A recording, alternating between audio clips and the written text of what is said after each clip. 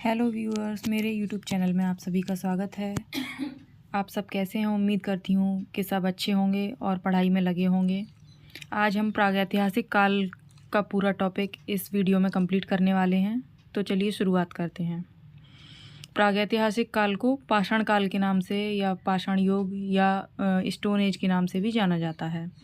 तो इतिहास का जो काल विभाजन है वो कुछ इस प्रकार है, 3 भागों में बांटा गया है। पहला प्रागैतिहासिक काल, जिसके कोई लेख उपलब्ध नहीं है। दूसरा कहा जाता है आद्य ऐतिहासिक काल, जिसमें लेख उपलब्ध हैं किंतु पढ़े नहीं जा सके हैं। और तीसरा है ऐतिहासिक काल, जिसके लेख उपलब्ध भी हैं और पढ़े भी गए हैं। पुनः प्रागैतिहासिक काल को पाषाण काल में बांटा जाता है। पाषाण काल के 3 भाग हैं, पुरापाषाण, मध्य पाषाण और नवपाषाण। और पुरापाषाण के भी पुनः 3 भाग हैं, निम्न पाषाण, मध्य पाषाण और उच्च पुरापाषाण। और आद्य ऐतिहासिक काल में सिंधु सभ्यता और ताम्रपाषाण युग आता है। और ऐतिहासिक काल में को 3 भागों में विभाजित करके प्राचीन काल, मध्यकाल और आधुनिक काल 3 भागों में विभाजित किया गया है। तो हम आज पढ़ने वाले हैं पाषाण युग। तो उसमें सबसे पहले पुरापाषाण युग। इसका उदय प्लाइस्टोसीन युग में हुआ था। इसकी जो समयावधि थी वो 5 लाख ईसा पूर्व से 10,000 ईसा पूर्व थी। इस समय का मानव आखेटक और खाद्य संग्राहक था। और इस युग के जो साक्ष्य हैं वो सोहन नदी घाटी जो कि पाकिस्तान में स्थित है, बेलन घाटी जो यूपी में स्थित है, नर्मदा घाटी जो एमपी में स्थित है और भीमबेटका जो रायसेन मध्य प्रदेश में स्थित है, वहाँ से प्राप्त होते हैं। उपकरणों की भिन्नता के आधार पर पुरापाषाण युग को 3 कालों में विभाजित किया गया है। पहला है निम्न पुरापाषाण युग। इसकी जो समयावधि है वो 5 लाख ईसा पूर्व से 50,000 ईसा पूर्व मानी जाती है। निम्न पुरापाषाण काल की संस्कृति को उपकरणों के आधार पर 2 विभागों में विभाजित किया जाता है। पहली है चॉपर चॉपिंग पेबुल संस्कृति। ये पाकिस्तान के पंजाब में प्रवाहित होने वाली सिंधु की सहायक सोहन नदी की घाटी से प्राप्त होने के कारण इसको सोहन संस्कृति भी कहते हैं। 1954 ईस्वी में वाई.डी. शर्मा ने व्यास की सहायक वान नदी के तट पर स्थित दौलतपुर नामक स्थल से चॉपर चॉपिंग उपकरण प्राप्त किए थे। इन्हें द्विधारी उपकरण भी कहा जाता है। दूसरी जो संस्कृति है निम्न पुरापाषाण काल की, वो है हैंड एक्स संस्कृति। इसे एश्यूलियन संस्कृति भी कहा जाता है। इस संस्कृति से संबंधित उपकरण वर्तमान तमिलनाडु के चेन्नई के पास स्थित पल्लवरम से रॉबर्ट ब्रूसफुट ने 1863 में क्लीवर और 1864 में विलियम किंग ने अतिरम्पक्कम से 2 कुल्हाड़ियाँ खोजी थीं। निम्न पुरापाषाणकालीन संस्कृति के प्रमुख पुरास्थलों में हैं राजस्थान के नागौर जिले में स्थित डीडवाना, चंबल घाटी में सोनिता और भैंसौरगढ़, गोदावरी की सहायक प्रवरा नदी के तट पर नेवासा जो महाराष्ट्र में स्थित है, मद्रास के पल्लावरम और अतिरम्पक्कम। इस डॉक्टर अरुण सोनकिया ने होशंगाबाद के हथनौरा से 1982 में एक मानव खोपड़ी खोज निकाली जो होमो इरेक्टस वर्ग के अंतर्गत आती है। और कुल्हाड़ी का जो सबसे पहला साक्ष्य था वो अतिरम्पक्कम से प्राप्त हुआ है, जो कि एक निम्न पुरापाषाणकालीन स्थल है। अगला है मध्य पुरापाषाण काल। इसकी समयावधि 50,000 ईसा पूर्व से 40,000 ईसा पूर्व मानी जाती है। इस समय क्वार्टजाइट, चर्ट, जेस्पर, फ्लिंट आदि पत्थरों का उपयोग बहुत बड़ी मात्रा में हुआ। इस संस्कृति को फलक संस्कृति की संज्ञा भी दी जाती है। ये फलक संस्कृति किस काल से संबंधित है, यह प्रश्न पहले कई बार आया हुआ है, तो अगर ऐसा प्रश्न आता है तो इसका सही जवाब होगा मध्य पुरापाषाण काल। नेक्स्ट, मध्य पुरापाषाण काल के उपकरण महाराष्ट्र के नेवासा, झारखंड के सिंहभूमि, यूपी के चकिया जो कि वाराणसी में स्थित है एवं बेलन घाटी जो इलाहाबाद में स्थित है, एमपी के भीमबेटका, गुजरात के सौराष्ट्र और पंजाब के व्यास क्षेत्र से प्राप्त होते हैं। नेक्स्ट, उच्च पुरापाषाण काल। इसकी समयावधि 40,000 ईसा पूर्व से 10,000 ईसा पूर्व मानी जाती है। इस काल में हड्डियों के उपकरण भी बनाए जाने लगे। भारत में इस काल के उपकरण सोन घाटी एमपी, पटड़े, भद्रणे तथा इनाम गांव तीनों स्थल महाराष्ट्र में हैं। रेनीगुंटा, वेमुला, कर्नूल ये सब आंध्र प्रदेश में हैं। शोरापुर दोआब कर्नाटक और बूढ़ा पुष्कर राजस्थान से प्राप्त होते हैं।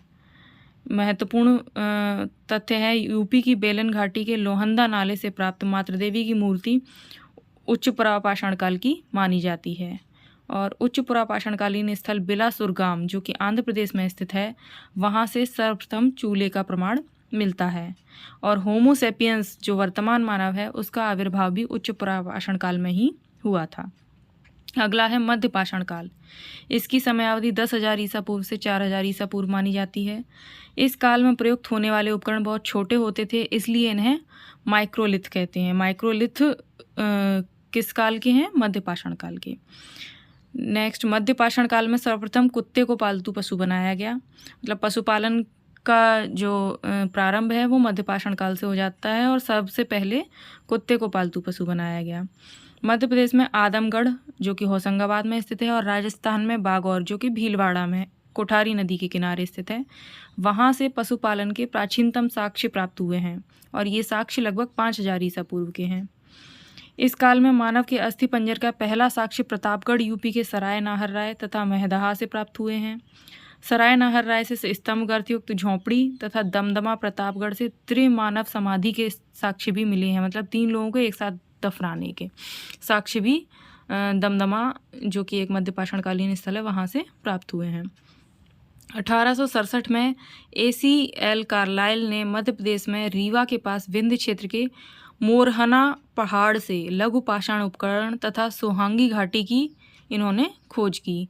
शैल चित्रकला की पहली खोज मिर्जापुर जिले की सोहागी घाटी में कार्लाइल द्वारा ही की गई थी। हड्डी से निर्मित आभूषण मध्य पाषाण के स्थल महदहा से मिले हैं जो कि यूपी में स्थित है। विश्व का प्राचीनतम हस्त निर्मित मृदभांड का साक्ष्य चौपानी मांडो से मिलता है जो कि इलाहाबाद में स्थित है। मध्य पाषाण काल के अन्य प्रमुख पुरास्थल हैं लंघनाज लोटेश्वर, दोनों गुजरात में स्थित हैं। वीरभानपुर पश्चिम बंगाल में स्थित है। टेरी समूह तमिलनाडु में। पैसरा एक बिहार में स्थित है जहाँ से प्राचीनतम झोंपड़ी के साक्ष्य प्राप्त हुए हैं। सराय नाहर राय से युद्ध और हत्या का प्राचीन साक्ष्य प्राप्त हुआ है, वहाँ कंकाल के सर में पत्थर घुसा हुआ मिला है। और महदहा से स्त्री पुरुष के एक साथ दफनाने के साक्ष्य प्राप्त हुए हैं। अगला है नवपाषाण काल। विश्व के संदर्भ में नवपाषाण युग की शुरुआत लगभग 9,000 ईसा पूर्व से मानी जाती है।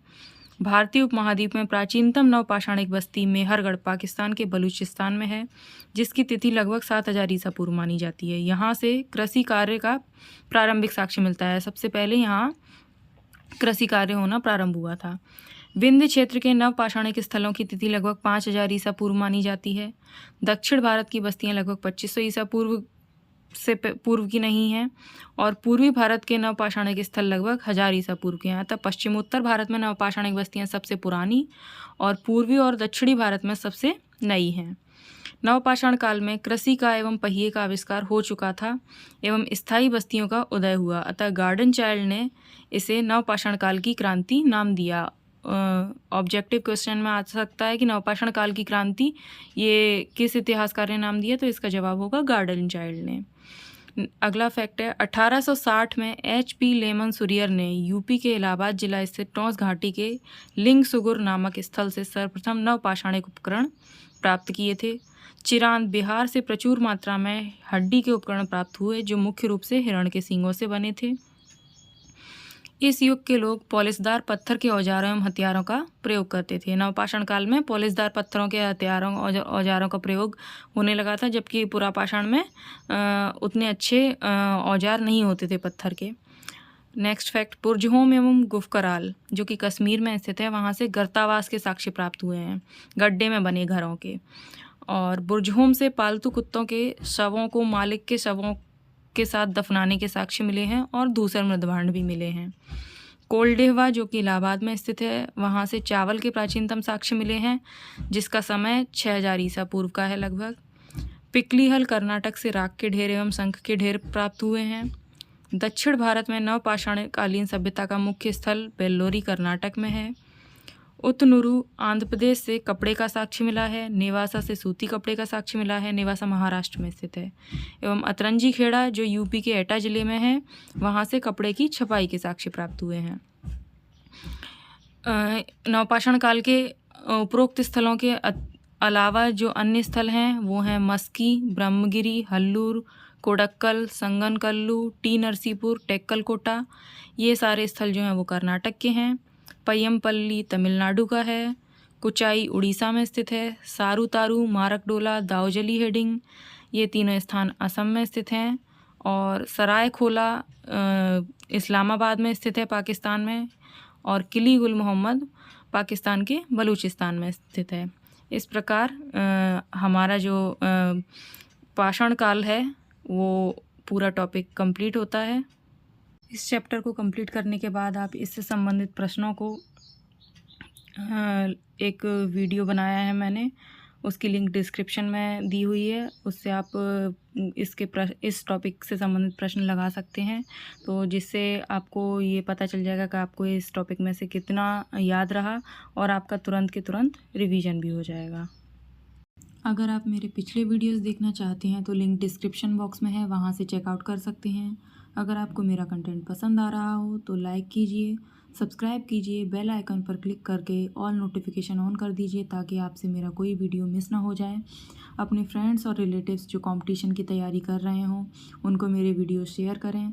अगर आप मुझे कोई सजेशन देना चाहते हो, फीडबैक देना चाहते हो या किसी टॉपिक पर वीडियोज़ देखना चाहते हो तो कॉमेंट सेक्शन में मुझे लिखें। व्यस्त रहें, मस्त रहें, मेरे चैनल से जुड़े रहें। यहाँ तक मेरे साथ बने रहने के लिए बहुत बहुत धन्यवाद।